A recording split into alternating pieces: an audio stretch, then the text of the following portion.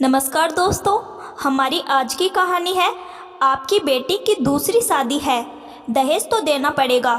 कहने पर पिता ने सिखाया सबक। कहानी पसंद आए तो हमारे चैनल को सब्सक्राइब जरूर करना। सुबह से ही नताशा के घर में बड़ी चहल पहल थी। सारा काम निपटा ऑफिस के लिए रवाना ही हो रही थी कि माँ ने कह दिया, नताशा बेटा आज जल्दी आ जाना ऑफिस से, याद है न आज आ रहे हैं लड़के वाले तुझसे मिलने। बेमन से ही सही, नताशा ने सर हिलाकर हाँ कर दी और निकल गई ऑफिस के लिए। एक नई शुरुआत को जीवन में जगह तो देना चाहती थी बस, इसलिए मन की उदासी, अतीत के सब दुख भुलाकर खुद को उसने फिर भी तैयार कर ही लिया किसी तरह। शाम के 5 बजते बजते माँ का भी कॉल आ ही गया, फिर से याद दिलाने को जल्दी निकलना है ऑफिस से उसे। किसी तरह बॉस को मनाकर वो जल्दी घर के लिए रवाना हो गई।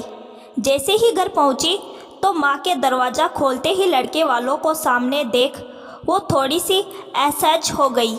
फिर भी किसी तरह खुद को संभालते हुए लड़के के माता पिता को नमस्ते कर अपने कमरे में चली गई। गलती से लड़के से निगाहें मिली तो तुरंत निगाहें हटा ली।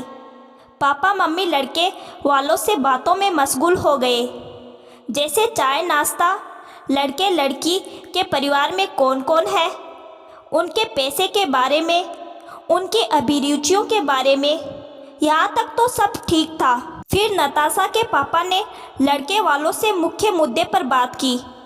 आपका बेटा और मेरी बेटी एक दूसरे को जाने, इससे पहले मुझे एक बात पूछनी है आपसे।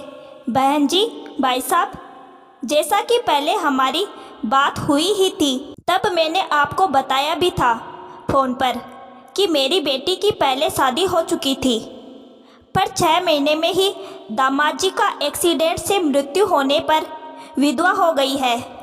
नताशा उम्र में ज़्यादा बड़ी नहीं है, इसीलिए इसका दूसरा विवाह करना चाहता हूँ। ये जीवन भर के रिश्ते हैं, इनमें पारदर्शिता बेहद ज़रूरी है। अगर आपको कोई ऐतराज़ है तो कहिए। नहीं भाई साहब, हमें भला क्या ऐतराज़ होगा। आपकी बेटी तो लक्ष्मी का रूप लेकर हमारे घर आएगी न। आप और आपकी पत्नी दोनों सरकारी कर्मचारी हो तो बेटी को कोई ऐसे ही थोड़ी खाली हाथ भेज दोगे, लड़के की माँ बोली। मैं कुछ समझा नहीं बहन जी, नताशा के पापा बोले। अरे भाई साहब, इसमें समझने की भला क्या बात। अब एक विधवा लड़की से यूं ही हम हमारे बेटे की शादी थोड़ी करेंगे। कुंवारी के लिए तो नहीं, पर विधवा से शादी करने के लिए तो हमारे बेटे को दहेज मिलना ही चाहिए न, लड़के के पिता बोले। उनका बस ये कहना था और नताशा के पापा भी बोल पड़े। बहन जी, सारी बातें मैंने आपको पहले ही कही थी। अगर आपको दहेज का लालच था तो पहले ही बोल देते साफ साफ। मैंने दहेज न पहले दिया था न अब दूंगा। मैंने मेरी बेटी को खूब पढ़ाया लिखाया है, इस काबिल बनाया है कि वही आपका दहेज बन जाए, पर यह आपको समझ नहीं आएगा। और एक बात और, मेरी बेटी को मैं ब्याहना चाहता हूँ, बेचना नहीं। बिकाऊ नहीं है मेरी बेटी। अब आप जा सकते हैं। जय श्री कृष्णा। समोसा नीचे रखिए और चलते बनिए, नताशा की माँ बोली।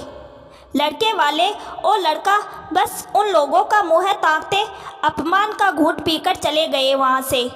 दोस्तों, दहेज चाहे किसी भी लड़की के लिए हो, चाहे विधवा या सिंगल के लिए, अगर हर कोई नताशा के पापा जैसा बन जाए तो शायद कोई बेटी पेरेंट्स के लिए बोझ नहीं बनेगी और न ही अपनी जान गंवाएगी दहेज के नाम पर। तो दोस्तों, कहानी अच्छी लगे तो लाइक और कमेंट जरूर करें।